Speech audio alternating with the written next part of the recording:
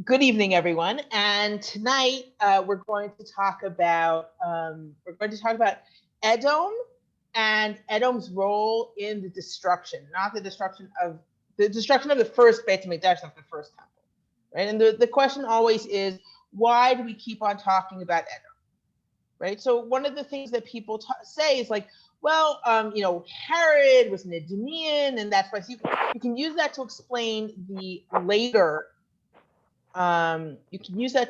the later idea of how important Rome, Edom becomes Rome, and then Rome becomes Christendom, and then there's this whole kind of tradition of talking about Edom, saying Edom when you mean other things, right? And that becomes a classic way of talking about Edom. But let's face it, in Tanakh, in the Bible, we have things against Edom, right, that don't make that much sense, given that the nation that exiled Yehuda was actually the Babylonians. Okay. Just a reminder to everyone to mute yourselves. Okay, please mute yourselves unless you have an active question.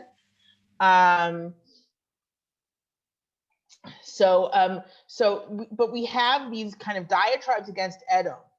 And the question is why? Why was Edom such a focus of ire after the destruction? Okay, so let's start with looking at an example, which is the Book of Obadiah. The Book of Obadiah is, of course, just one chapter long. It's one perek, right? And that's why I always tell my Bible students, I'm like, a professor someday is going to say, and now, as it says in Obadiah 19, and you're all going to say 19 what? Don't say that. They're just waiting for you to say that, okay? Okay, because it's only one chapter, and Obadiah 19 is the verse, okay? So if we look at the Book of Obadiah, okay, so I'm turning to the Book of Obadiah now. Obadiah is part of Trei Asar, the minor prophets, or Book of the 12. It comes after Amos. After Amos, before Yonah, in the Masoretic tradition of the order, and a lot of it is also found in Yirmiyahu.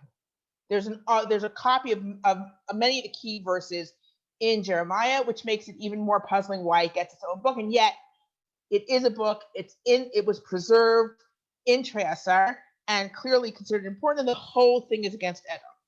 All right.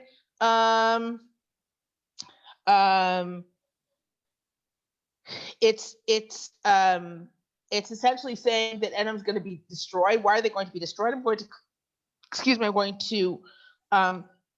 leap forward to where it's talking about what they actually did in the destruction. And I'm reading from Pasuk Yud, verse 10. Mechamas achicha Yaakov techascha busha v'nichrata leolam. Okay, from the violence of your brother Yaakov, you should be covered in shame, and you should be cut off forever. B'yom amodcha mineged, b'yom shvot zarim chelo. When you stood opposite, in other words, you stood kind of watching. All right, when foreigners took his booty, they essentially plundered Yehuda. V'nachrim ba'usharav, and strangers came into his gates. V'al Yerushalayim yadu goral, and they cast lots over Jerusalem. Right, they split it up. Gam ata kachad mehem. You were also as one of them. In other words, you also wanted to take part in this kind of booty splitting of Jerusalem.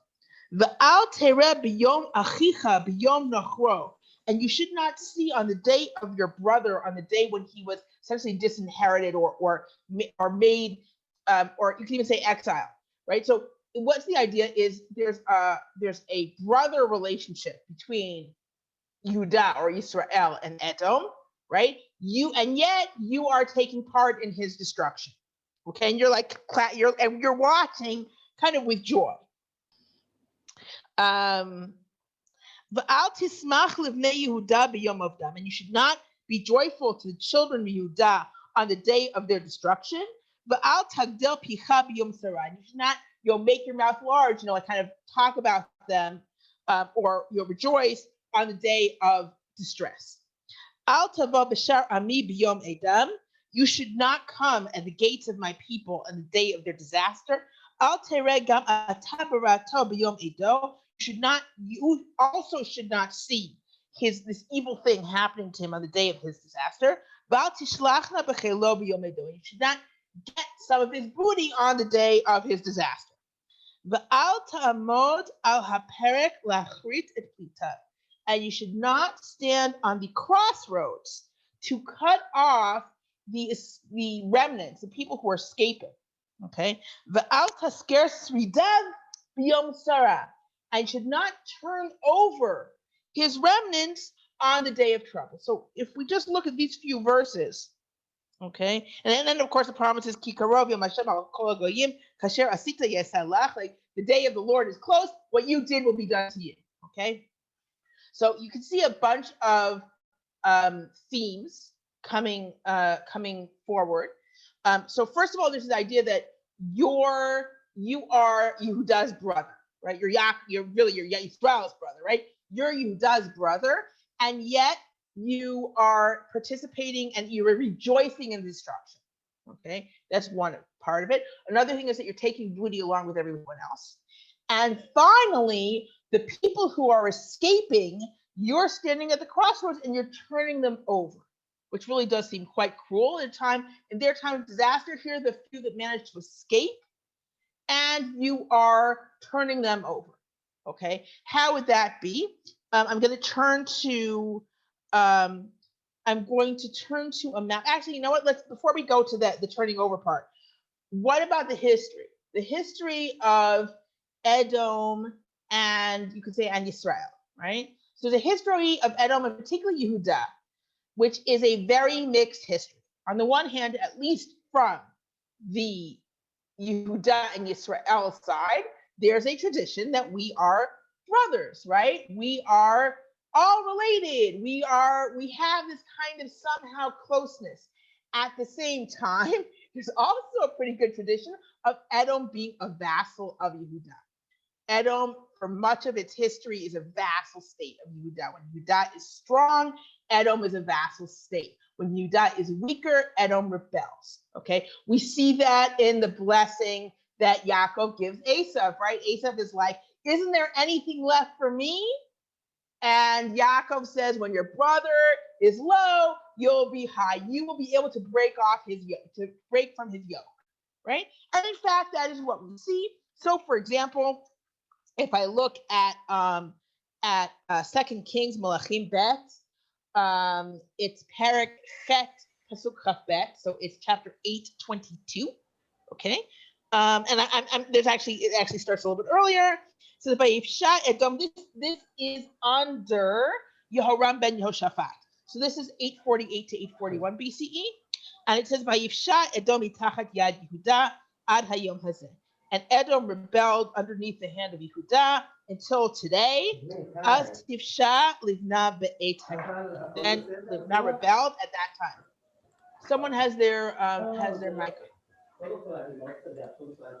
Who has their mic? Me, it's me. Okay.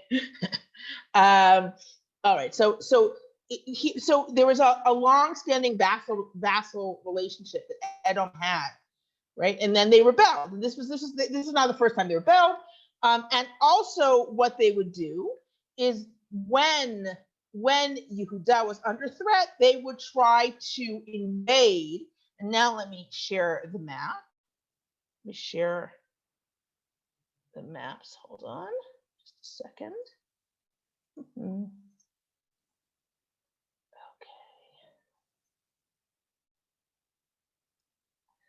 All right. So here, let me make this a little bit smaller. Okay, these are the same maps that you got. This is just to kind of show you how Edom would generally expand. All right. So let me get my little spotlight. Okay. All right. Follow the bouncing light. And here, This is not a path during the destruction, but you can see this is the traditional way of Edom. Arad was kind of on the front line. When Edom would expand from the southeast, Arad was kind of the direction that they would be expanding. Okay, so at different times, so for example, under Tiglath-Pileser III in around 735, they started attacking from this direction. Okay, so that was whenever Yehuda was under threat, that was something that Edom could do, right? To kind of attack from this direction, because Yehuda was generally distracted from the north, right? Babylonia, Syria would usually come up through the north. So Yehuda's distracted there, and that's a good time for Edom to try and expand this way. All right, and in fact, this is what happened right before the destruction, as we're going to see. And here I'm going to the next map here. Okay, and this gives you, here's Edom, again, Edom kind of expanding this way. We're going to come back to this map because we're going to be reading a few texts that are relevant. Here we have Arad, again, kind of on the front line when fighting Edom. All right, Lachish, Azekah. Unfortunately, you don't see Uzzah here on this map. We're going to see that Uzzah, which is near Arad, we actually have proof that in fact it changed hands. All right, it's under Yehuda, and then Edom conquers it. All right, so what's going on during the destruction is a few things. Excuse me just a second. What's going on during the fight over the destruction, which is that route. This is kind of the Babylonian route. They're coming up from the north, all right, and at the same time that they're coming from the north, you've got Edom attacking from the south, all right, making it very, very difficult for Yehuda because they don't have enough forces to defend themselves over this entire area. Okay, now I do want to point out, you'll see here, these maps, by the way, are taken from Atlas Carta. And this, you see ambassadors from Edom, Moab, Ammon meet in Jerusalem. We know that from Yirmiyahu. He says, you should tell them these ambassadors this thing when they come from these countries to meet with Tzidkiyahu. Essentially, before the destruction, there were all sorts of plans to rebel against Babylonia, right? And Edom, Moab, Ammon were all interested in it. Of course, once everything falls apart, Babylonia is taking over Yehuda, so Edom takes this opportunity to attack from the southeast. All right, so they're attacking from here when Yehuda's busy trying to defend themselves from Babylonia coming from the north. At the same time, that if you look at this map, and if you think of it in terms of, okay, where are people from Jerusalem and their area, where are they going to escape to? Well, they're obviously not going to escape to the north, because that takes them right along the battle path of the Babylonians. What they're going to do is they're going to escape to the south. There are actually two main roads kind of this way, two parallel main roads that go this way. And they go right into what becomes Edomite area, right? So this is apparently what's going on. Not only is Edom taking chunks of Yehuda from the south, perhaps they actually do kind of jump up to Jerusalem to see if they can get some of the booty. That is hard to know, all right? But we do know that they're taking chunks of the south, and that they're a threat in the south. And they're also, what it sounds like from Ovadia, they are, because they're on this path to the south, and they're sitting on that path, they're capturing the people who did manage to escape from Jerusalem and turning them over, enslaving them themselves, probably turning them over. So what we see here is on the one hand, at least from the point of Yehuda, they're supposed to be kind of a brotherly connection. On the other hand, they are betraying Yehuda in just the worst way. They're attacking Yehuda when Yehuda cannot deal with it. They're taking pieces of Yehuda from the south, and insult to injury or injury to insult, they are taking the people who do manage to escape to the south, they are capturing them on the path that goes through or into Edom at this point, because they've expanded also, and turning them over. So here we see a reason to be someone doesn't have their microphone muted, and it's creating a cracking sound. Okay, thank you. So because of that, you can understand this distress. Now we don't know the handing people over. We know really from Obadiah. You don't have so much an actual letter that says that. We do have letters that show the threat that Edom is during this period. So that's your other. And let me stop sharing my screen. Okay, so we have letters that I gave you in your handout. They're in Hebrew, but I will be translating as we go along, and they show during this period what kind of a threat Edom could be. All right, so here we have the first letter you have is a let me actually, these letters as usual are from Haktav HaMechtav, from Shmuel Achituv. Okay. So we begin with a letter from Arad. If you recall where Arad is, like I said, it's kind of on the front line with Edom, or near the front line. And here you have a letter. What you have on top is a, I'll share my screen for just a moment.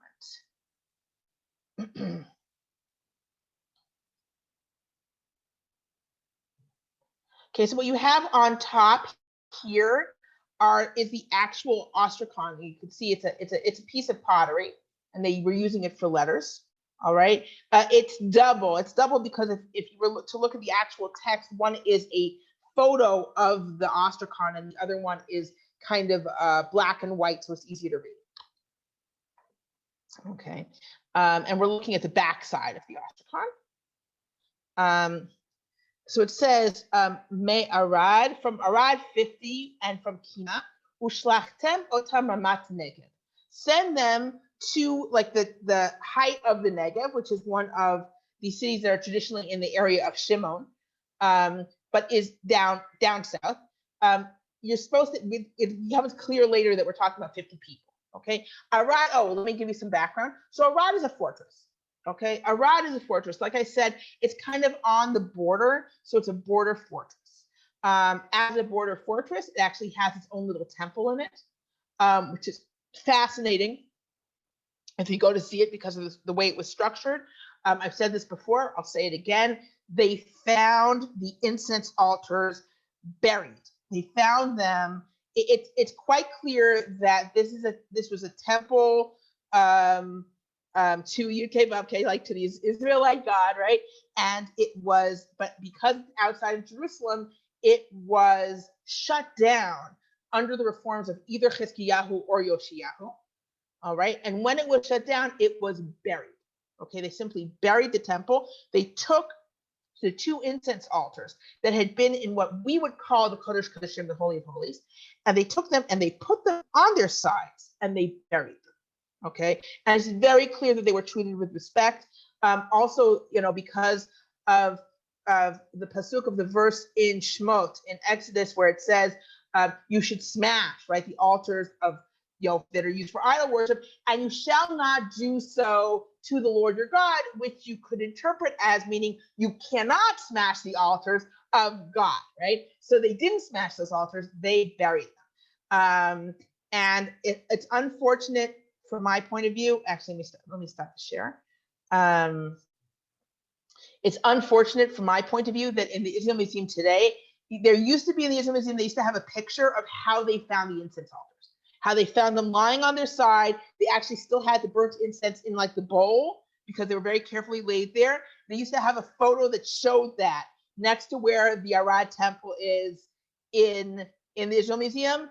The curator does not believe in photographs, so that photograph is no longer there, which is a shame because people don't realize how it was found.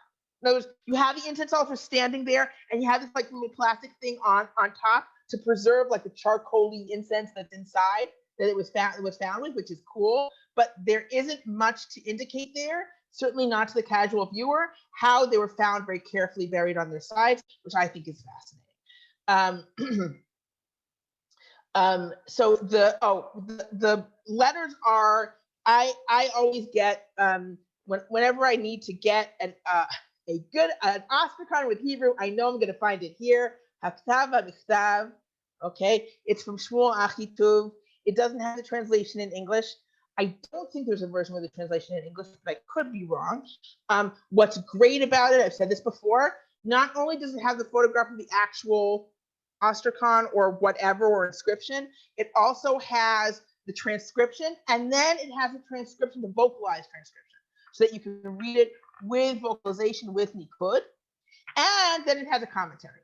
So it's very, very useful if you like referring to these things a lot.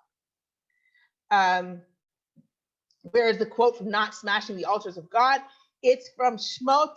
I wish I had the number at my fingertips. I don't.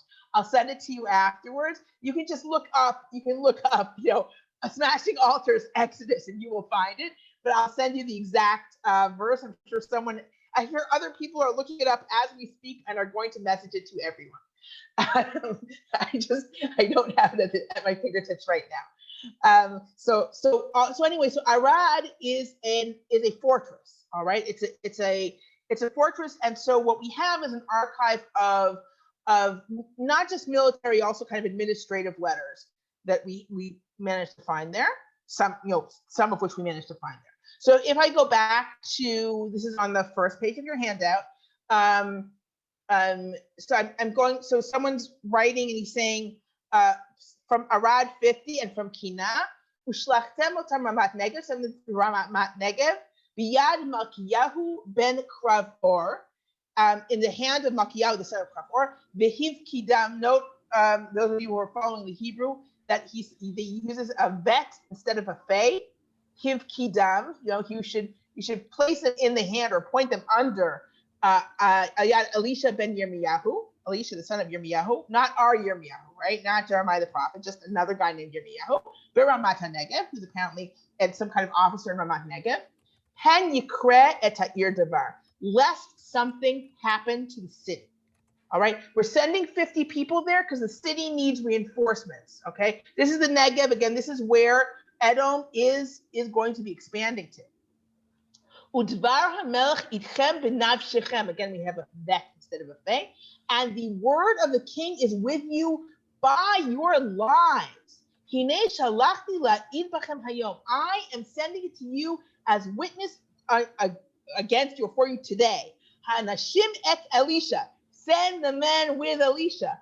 Pen tavo Edom shama. Lest Edom come there. In other words, we need reinforcements now because Ramat Negev is in a threat of being overrun by Edom. Okay, Edom is trying to expand. I am making you swear that you're going to send the 50 men with Elisha. Okay, the next page is from Uzzah. Uzzah is very interesting. Uzzah is not far from Arad. Let me see if I have a map with me that shows Uzzah. Unfortunately, no, you don't. I don't have a map in front of me with Uzzah. Okay. But with Uzzah, what we see actually is that it actually is conquered by Edom. So that's why I gave you these letters, because with Uzzah we can actually see from the ostrakhans that are found in Uzzah, we can actually see where it passes from Yehudah to Edom. So let's take a look. Okay. Give me a moment. I'm going to rotate my view. Okay, there we go. All right. So this is on page 2 of your handout. All right. And this is simply showing that the fortress at Uzzah was a Judean fortress. Okay, it says shalom, kind of just a general greeting, and then it's kind of a list of names of, I guess, who was assigned to the fortress. La'achikam ben Menachem Imadiyahu ben Zakur Mimolada. Achikam, the son of Menachem, Imadiyahu, the son of Zakur, from Molada. Hoshayahu ben Navi, Meriphaim. Hoshayahu, the son of Navi, from Rephaim. Machi ben Itzilyahu, Mimakeda. Machi, the son of Itzilyahu, from Makeda. These are good Judean names. They end with Yahu, right? That's how you know the good theophoric names. These are good Judean names. Achikam, the son of Menachem, Imadiyahu. The son of Menachem, Imadiyahu, the son of Zakur. Hoshayahu, the son of Navi. Machi, the son of Hitzilyahu. You can actually understand all the names, and it's very, very clear that these are Judean names. All right, and then we have the letter on the following page, which is from Edom, from the same fortress. Okay, from a little later. Okay, Omer LaMelech, say to the king, and more, or saying to the king, message to the king, and more LeVilbel, say to Vilbel, again, not a Judean name. Hashalom ata, are you well? V'hivrachticha lekos, and I will bless you to Kos, Kos, the god of Edom. V'ata tenet ochel l'sheima imad, etc., etc. It's a letter asking to send to give food to someone, and it is very clear that now the fortress has passed on to Edom. I always like to point this out. We forget this. Everyone's writing with the same script. They're speaking the same or very similar languages, but that's not really bringing them together. You know, like a little bit like I guess really how they say about British and Americans are divided by a common tongue. But I don't think they're necessarily divided by the language. But when we try to figure out, is this letter Judean or from Edom? Yes, we can also look at, maybe some verbal forms, things like that. But what we really look at are the names. Look at the names and what God they're worshiping, right? And that's kind of a dead giveaway. So here we actually see that Uzzah itself actually fell to Edom. So if we go back, let's take a look back at our map. Once again, share. I looked up Uzzah on a current map and found it just south of Kiryat Gat. Okay, so that is. I am assuming that in general, when we have modern modern cities are named for ancient cities that are close by. So I think it's safe to assume that it's named for ancient Uzzah, which is nearby. Thank you. Oh, really? It's in Dvarim? I was sure it was in Shemot. So Moshe Matitya is correcting me. The verse about smashing altars and not doing so to the Lord your God is in Dvarim. It's in Deuteronomy Yud Bet Daled 12:4. Do we know the date king at the time of this letter? Good question. We don't. We have a general idea. We have a general idea of when these letters are from. So if we look at, let me turn. In fact, you'll even see it in the handout. The Edomite Ostracon is the 6th century BCE, right? And the Judean one is slightly before that, right? Is either early 6th century, and the Judean one is either early 6th century or late 5th. Right, because or late 7th, sorry, late 7th, because the Judean one is before the Edomite one, and in fact, they have taken it over. So what we have is this idea. I'm going to go back to the map and share my screen.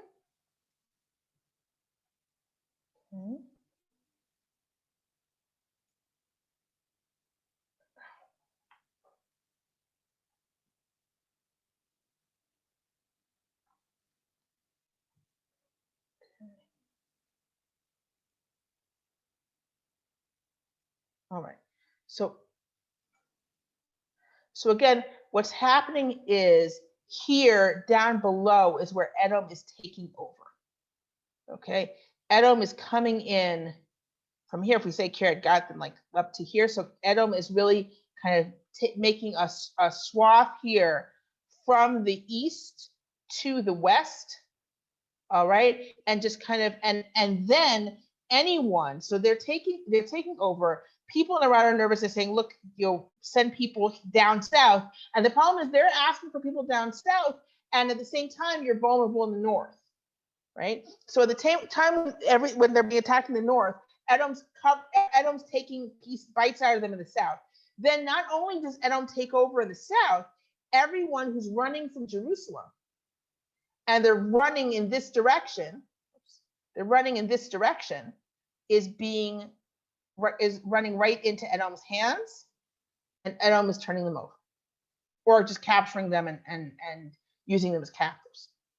Okay, so this is I think you can, if we imagine the extent of the betrayal here. Okay, once we add up, okay, this tradition of we're brethren, right, and this we are in trouble, and Jerusalem is destroyed, and Edom is just laughing at us. Not only are they laughing at us, but Edom used to be our vassal state, right? I mean, that, they're not saying that explicitly, but that's also part of it, right? Edom used to serve us. It actually is said a little bit explicitly in Obadiah that, like, you're a nothing nation. What are you anyway, right? But they were a vassal. They were a vassal state. They were like traditionally a vassal state of Yehuda, right? And now they're taking peace of the south. They're rejoicing in our distress, and the few people who managed to escape, they're turning over. So once you get to that, you understand why you have this tremendous upset and distress over Edom. Okay. Now, just to round it out a little, and this is, I couldn't not bring this text. Okay, this is not Edom. All right, I'm bringing the Azekah text. That's why you always have Azekah on these maps, right? So if we go back, I'm going to show the map one more time, if you'll allow me.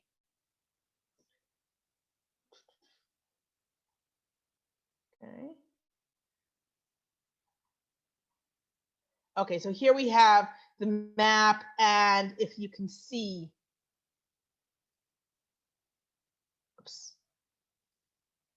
Azekah here. Okay, all right.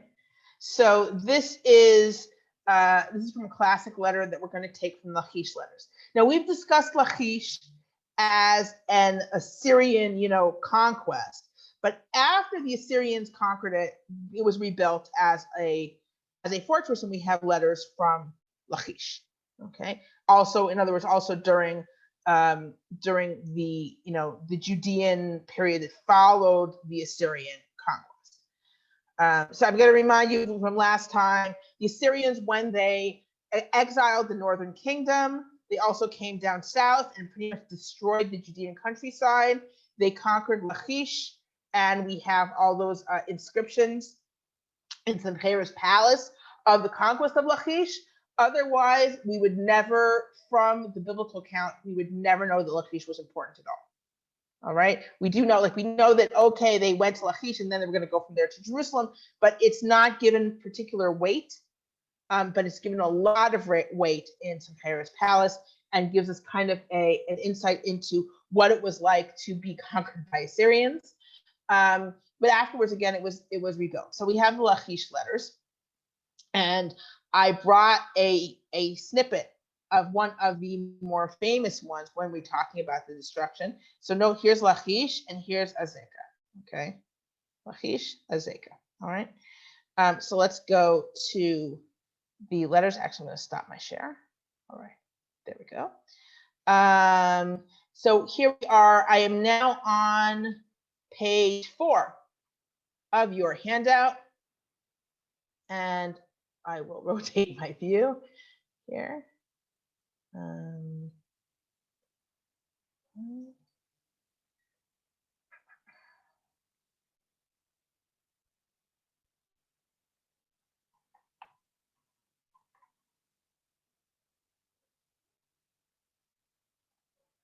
Okay. All right. So here, I'm reading from line 10, and what you have is you have the back side of an ostracon. All right. And it says Vieda ki el masot lachish nachnu shomer. And you should know that we are keeping the flames of Lachish going. Kechol ha'otot asher natan Adoni, as all the signs that my master gives. Kilo nir'eh et hazeka, because we can't see. Okay, so there are two different ways to read this line. It's kilo nir'eh et hazeka, because we can't see azeka, or kilo nir'eh ot azeka. We can't see the signal fire of azeka. Okay, this is written shortly before the destruction, and one of the more dramatic ways of interpreting it is that what's going on is they're saying we're keeping the signal fire going. We can't see azeka anymore. They're not. The signal fire's gone, right? That's if you can't see ot azeka. If we can say anything, we can't see azeka, it's like, okay, we're keeping our signal fire going because you can't see azeka from here. Right? It's too far, you can't see azeka. We're keeping our signal fire going. Don't worry, right? So the classic way of reading it, though, the kind of the classic dramatic way of reading it is we can't see azeka signal fire. Oh my God, right? Because azeka has been taken. And that's why frequently when you have maps of the path of destruction, they have azeka on the map, right? Because you can't see azeka, where's azeka? So this time I'm not going to share my screen, but if you look, you can see that azeka is, you can understand if you're looking at it. You know what, I will share my screen.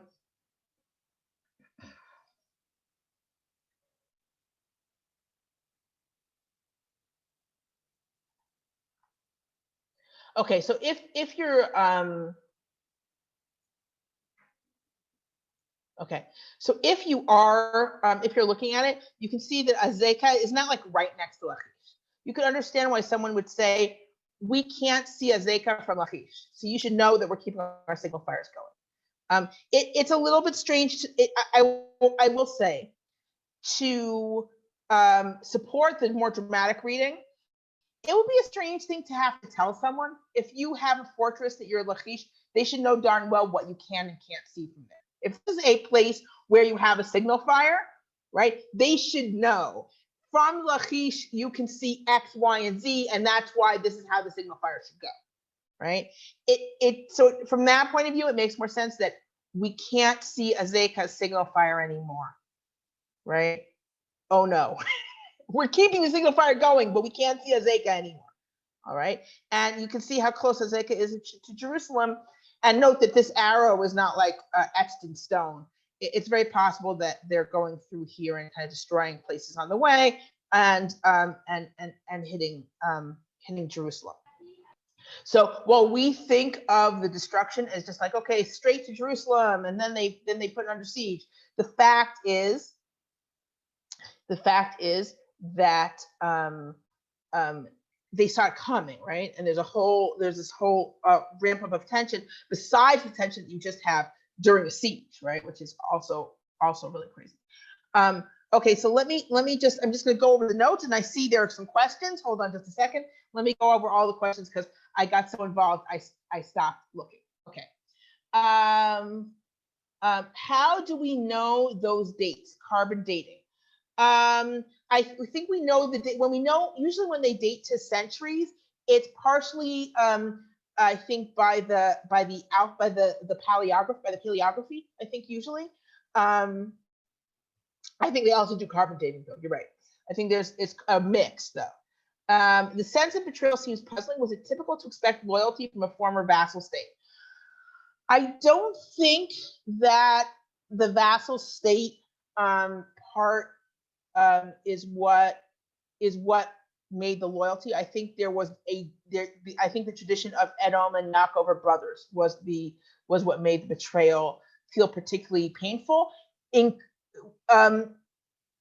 extended to the idea that these guys used to be under us, right? Which makes it very painful, right? So those two things together. So you have the betrayal of they're supposed to be our brothers, and there's the crappy feeling of these guys were under us, and now they're taking bites of us, and they're rejoicing in our downfall.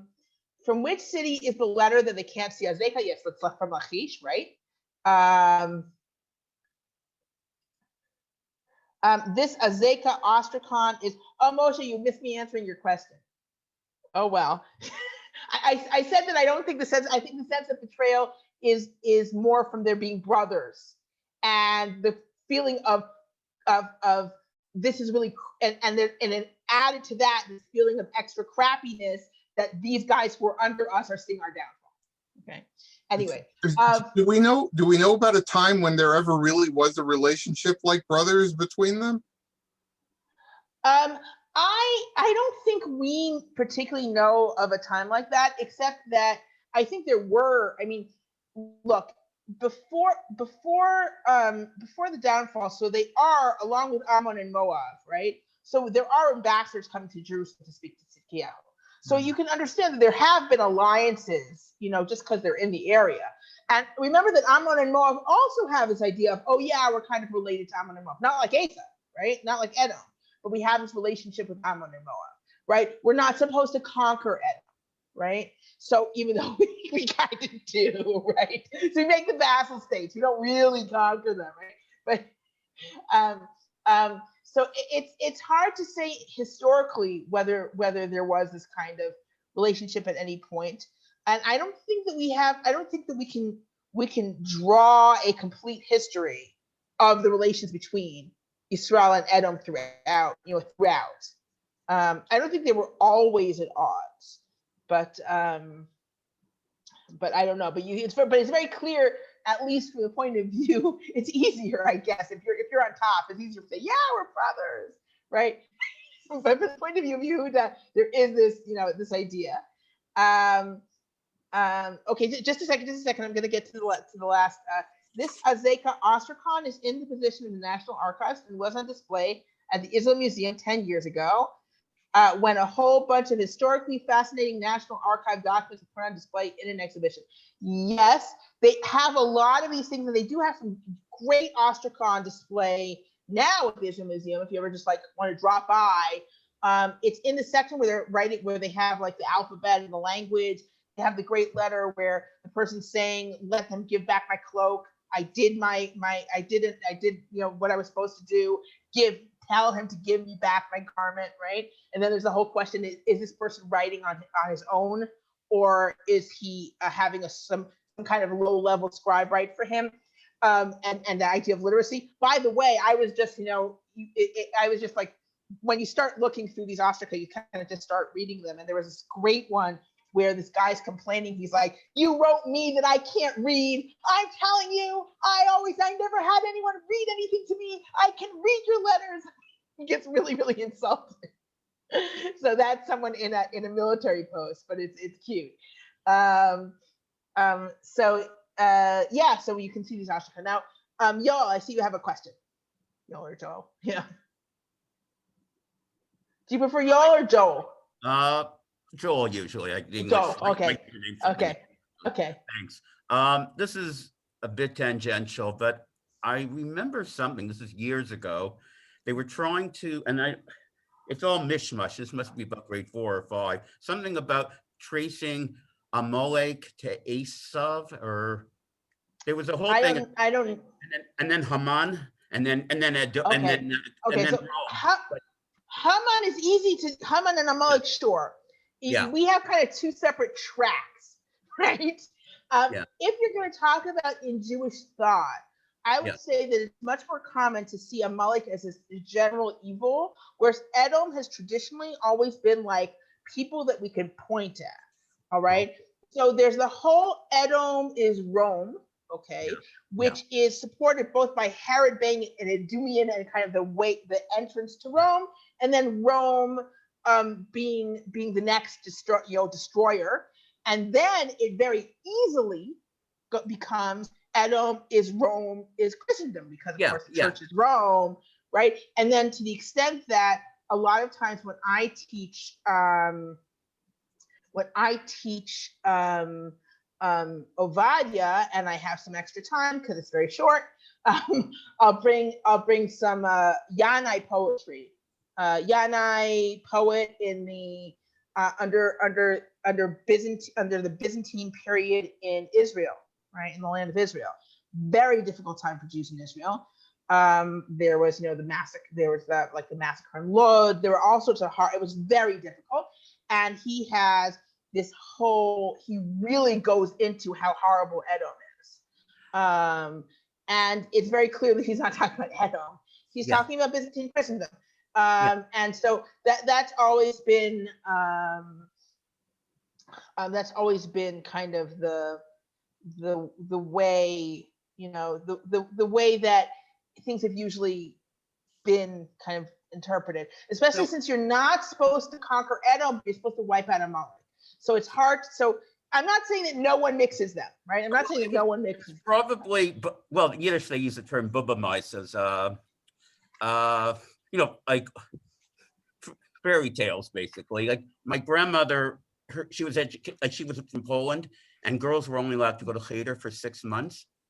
And she was in her town. She was taught in cheder that there were two brothers, Yaakov and Jesus, like Yashka, they say in Yiddish, but Jesus. So obviously it was just popular.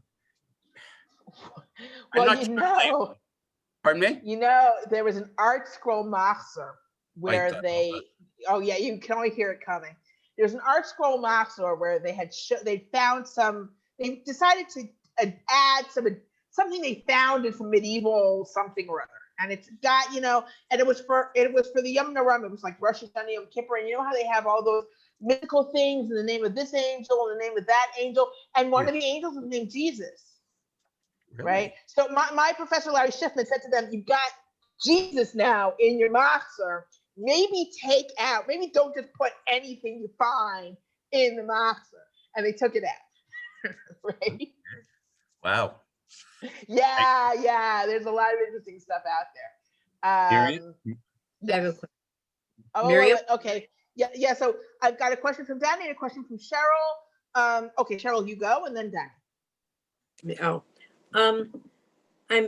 I'm trying to put together what we're doing now with what we talked about, I think, last week, which is how Jerusalem is saved. The whole story of the Assyrians. The Assyrian, they're saved from the Assyrians, right? Yeah, but not for the Babylonians. Yeah, the Babylonians put paid to that idea. But that's the whole. Yeah, go ahead. We're talking about Assyria now, not the Babylonians. No, we're talking about Babylonians. So last week when we were talking about the Assyrians. Okay, so the Assyrians are this is the whole setup. All right, so the Assyrians just devastate the countryside. All right, and they come to Jerusalem, and Jerusalem is not destroyed. Now we read something that sounds like he captured Jerusalem, and for some reason, instead of destroying it, he took money, right? And we don't know the reason. In the biblical account, there's a miraculous plague, right? So there could have been some kind of plague, and then that's the reason that he just said, okay, I'm not going to destroy them. We have to retreat, but we're gonna really punish them in terms of money, right? But from the point of view of people in Jerusalem who really honestly expect it to be completely wiped out, one assumes they're like, oh, we are protected because God is in our midst. God lives here. Because God lives here and his temple is here, we can't be destroyed. We, Jerusalem, cannot be destroyed, right? To the extent that if you remember when we were talking about trials, we brought that trial against Yirmiyahu, against Jeremiah. And in the trial against Yirmiyahu, the trial was accusing him essentially of false prophecy, right? Why? Because he said Jerusalem's going to be destroyed. And they're like, it clearly can't be destroyed. He's a false prophet. And in order to counteract that, the elders bring up as a precedent Micha, who also said Jerusalem was going to be destroyed, but Micha was talking during the Assyrian period. He was actually talking during the Assyrians. And they're like, look, Micha said that Jerusalem's going to be destroyed. It's going to be plowed like Shiloh, right? And it wasn't destroyed, but that doesn't mean he was a false prophet. It just means people bettered their ways and Jerusalem wasn't destroyed. One of the big ideas that Yirmiyahu fights for a large part of the book is this idea that Jerusalem cannot be destroyed. And he keeps saying, if you guys are crappy, it can be destroyed. And in fact, it is destroyed, right? And of course, they never listen to Yirmiyahu. Even afterwards, they don't listen to Yirmiyahu. They're like, Yirmiyahu, where should we go? He's like, don't go to Egypt. They're like, we're going to Egypt, right? So like, they never listen to Yirmiyahu. He's the classic prophet that never gets listened to. Anyway, Danny had a question. Do the Assyrians conquer Edom and conquer the Philistines? And do the Babylonians conquer Edom and conquer the... Okay, so the Babylonians in the end, don't conquer Edom. As far as I know, the Assyrians, Philistines, I believe, yeah, the Philistines. Remember that there's a policy. The Assyrians do this, and the Babylonians do this also, where it depends how many times you rebel, right? Mm-hmm. So whether your city is a vassal state or whether it has a puppet king or whether it's completely exiled depends on how many times you rebelled. Right. I think Ashdod rebelled enough times to be exiled under the Babylonians, I believe, but honestly, and I think they were all moved, or people from Gaza, they were all moved to one place in Babylonia, the same way you have Al Yehudiya, you have something also named for one of the Plishti cities, one of the Philistine cities, but it's each city. I actually, it's not in front of me, but I actually have seen a map which actually shows what the status was of each city under the Babylonian conquest. You know, this one was a vassal state, this one was exiled, like that. So it really depended on the city for the Philistines, for sure. Okay, Donnie, you've been waiting very patiently. Yeah, as Susan has pointed out in the comments, according to Breshit, Amalek is the bastard grandson of Esav. He was the son of Timnah, who was the Pelegish of Eliphaz, who was the son of Esav.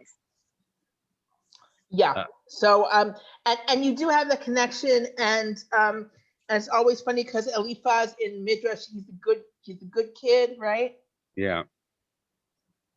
Right, and he has Amalek, but as a nation, right? It becomes again. You can have. I'm sure there's somewhere where they're mixed up, but in terms of the way what the tradition does with them, and biblically also, is they're kept very separate after that, right? Is that you have Amalek is its own thing that you don't usually mention with Edom, particularly because Amalek has to be destroyed completely, which is really weird. Like, it's a very strange situation, particularly since they're not one of the 7 nations, right? So, and they're supposed to be completely destroyed, and they're never completely destroyed, right? So it's this very special status as opposed to Edom, where you're supposed to let them live in Har Seir. God's like, I gave them Har Seir, leave them alone there. That's where they live, right? So it's a very different status, even though you're right, in the genealogy, you do have that connection, right? Now, much later in history, when we're talking about the days of Herod, there are some theories going on right now, I think, that the relations between Edom and Yehuda were actually much more complex than we are led to believe. Of course, you have the story in Josephus about Yochanan Horkanus going and conquering Edom and forcibly converting them. Yeah, and I think there are some people today who are casting doubt on that whole story. By the way, I don't believe it only appears in Josephus. I think it appears in other places as well. But they're casting doubt on that story, and some people believe today that the Edomites actually voluntarily converted to Judaism. And some people even believe that Shimon Bar Giora, who was one of the leaders of the Zealots, was actually an Edomite in origin. I hadn't heard that about Bar Giora, but it's the sort of thing where, first of all, people always take Josephus. You always have to take Josephus with a large grain of salt. Yeah. But the idea is that when you say they were forcibly converted, what you're essentially saying also is that they're not real converts, right? That there's something wrong with their conversion. So you're casting doubt on their status as converts. even more doubt than could have been cast by people who didn't like the idea of converts to begin with, right? And so there's a reason for someone who's kind of anti-Edomian to say, you know, they're all forcibly converted, right? Or possibly, and also, you know, possibly anti-Herod. Well, Herod, you know, honestly, Herod wasn't just an Edomian; he was also part Nabatean. It didn't take much if you really wanted to dump on his heritage. It wasn't too hard.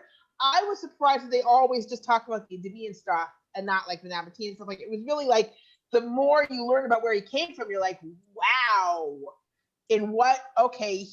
How was he Jewish? But then you have the idea, you have his status of the degree that he built a fantastic temple, right? You know, whoever hasn't seen the temple, is, you know, the Herod temple, right, hasn't seen beauty, right? So, and there's this always difficult kind of mixed relationship with Herod, in general, from Jews. And that's why I think that if you hadn't actually had the Roman destruction, you wouldn't have Edom turning into Rome so easily. Like, the reason Edom turns into Rome was because of the destruction, I think. I haven't tracked it, right? But that I think is, and then with Christianity and the kind of way it approached the Jews, it wasn't too hard to go from, okay, Edom is Rome, is the church. Yeah, and then, not only Edom is Rome is the church, but the Christian tradition, right, saying we're the younger brother. So you're Esau and we're Yaakov, right? And they're like, no, Edom is Rome is the church, right? And it's all together.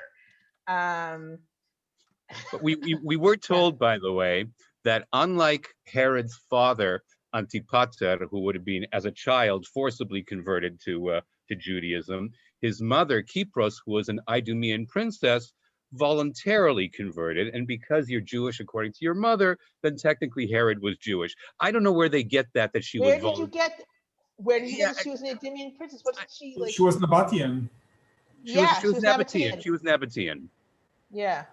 So she was Nabatean. So like, where's the conversion part coming in? Like, from her side, right? I think it's probably made up. When I found out, I'm like, wait a second, his mother was Nabatean.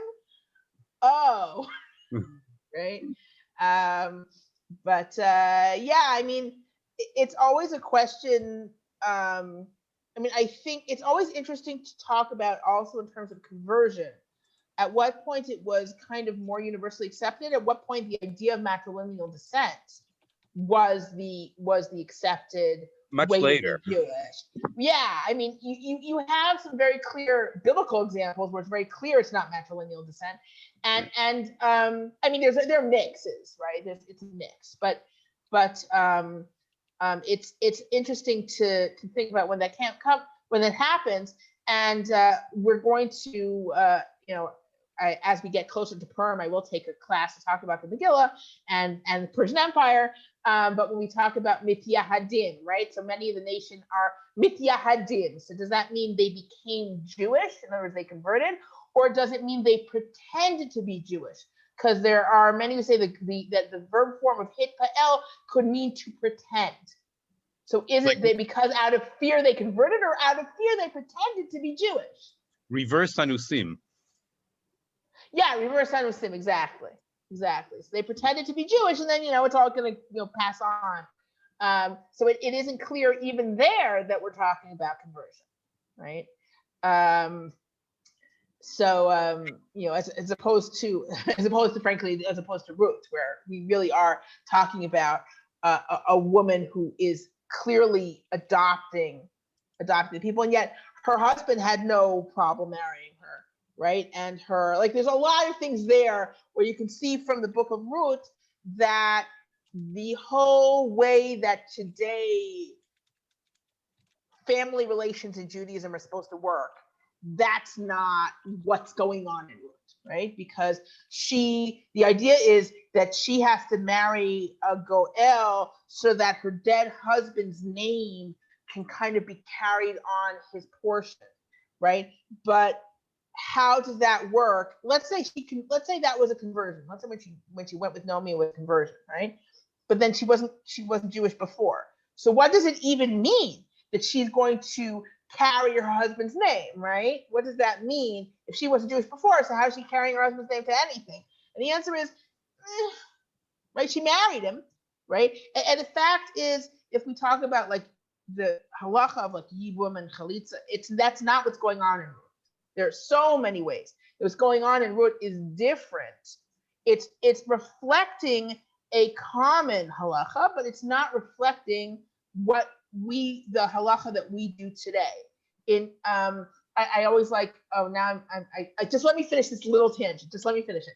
So I like Uriel Simon's explanation in general of Ruth, where he says that in Ruth the heroes are acting with unbelievable chesed, like chesed that you wouldn't expect, kindness that you wouldn't expect, where the people who are acting like you would expect a normal human being to act, not nice, but normal. So for example, Orpah, she says, oh, let me go with you, Naomi. And Naomi's like, look, what do you want? I'm not going to have another kid.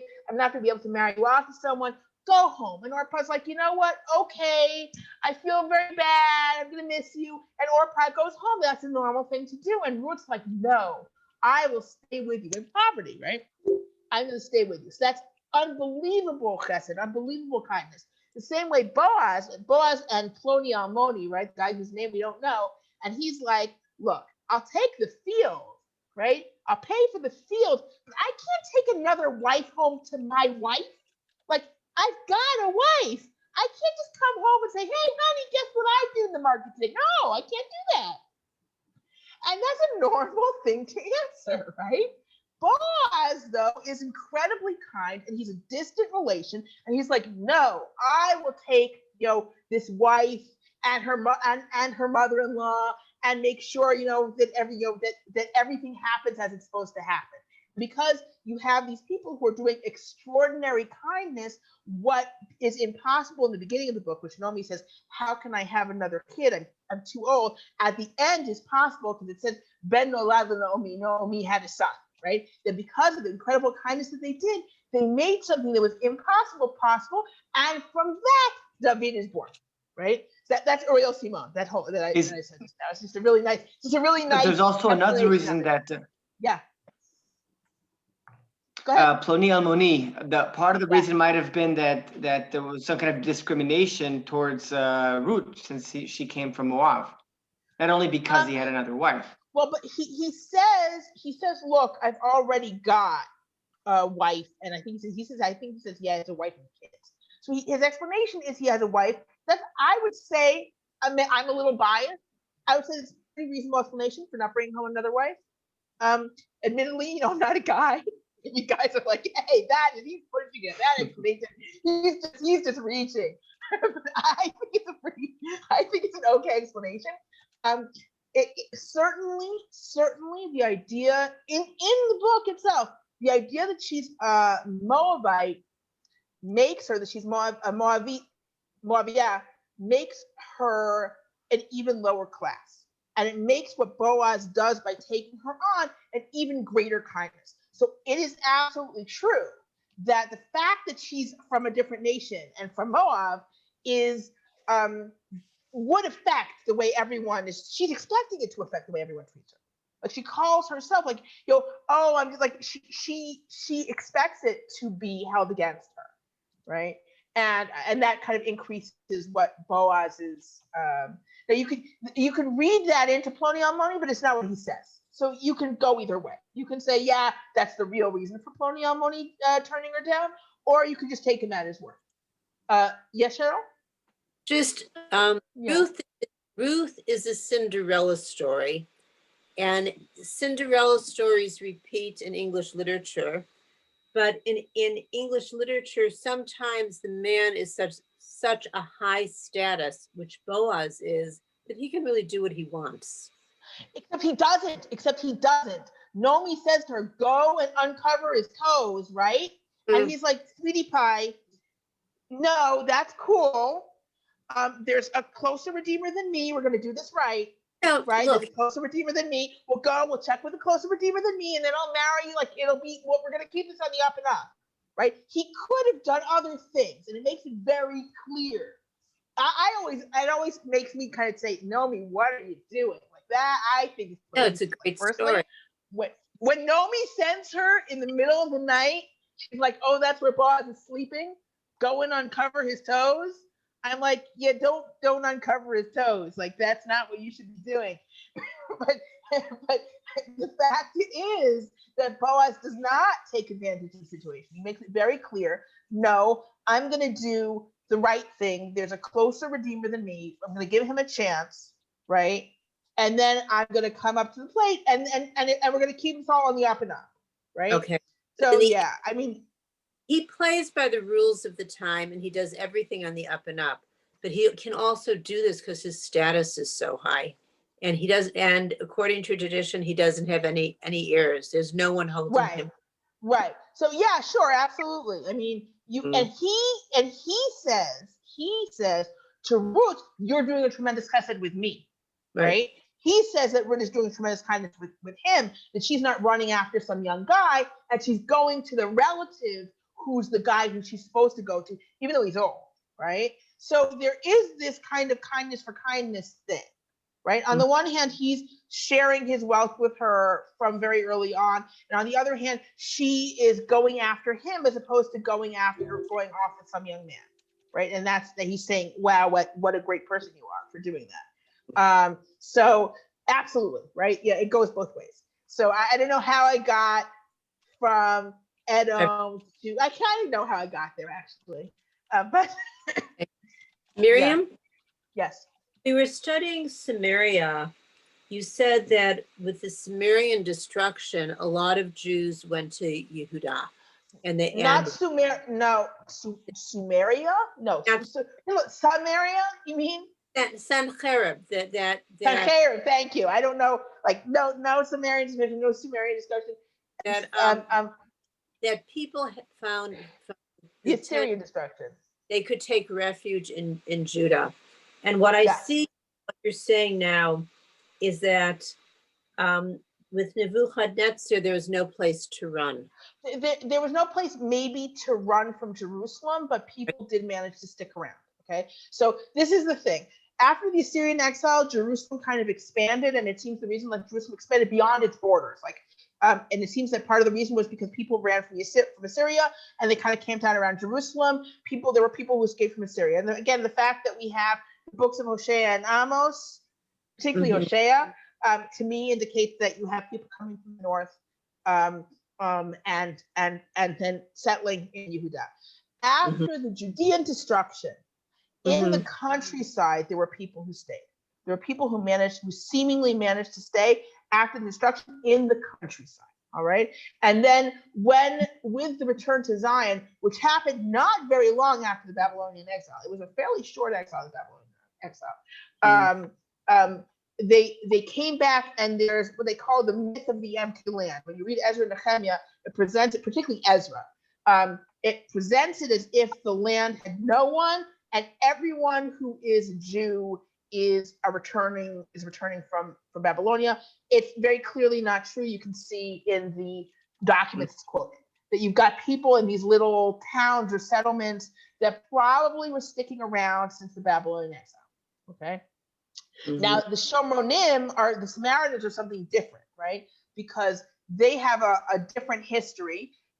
It's what, when we say, oh, the Samaritans stopped them from building their temple, it's not really true. Like, I don't know, were you in the Ezra and Nehemiah class? I don't remember. Yeah, so you remember that setup is not exactly the way we think about it, is not exactly the way it was. But certainly it seems that people did manage to stick around in the countryside. If you remember, that was actually the hope for right after the Babylonian destruction, when Yirmiyahu goes out and they've got Gedaliah is going to be like the governor, and they're kind of camping out like not too far from Jerusalem, right? And there's a possibility, like in theory, that eventually they can kind of get back into Jerusalem and eventually build a temple. Like maybe not rebuild the city, but maybe they can rebuild a temple or something like it. And that is destroyed when Gedaliah is killed, right? That's why we have some Gedaliah the fast. That's why we have the fast of Gedaliah, right? And really, that is the reason for the fast. It's such a sad thing. That was our last chance. Our last chance was having under Gedaliah, we might have been able to rebuild because Gedaliah was okay with the Babylonians were okay with Gedaliah. Then once he was killed, that was it.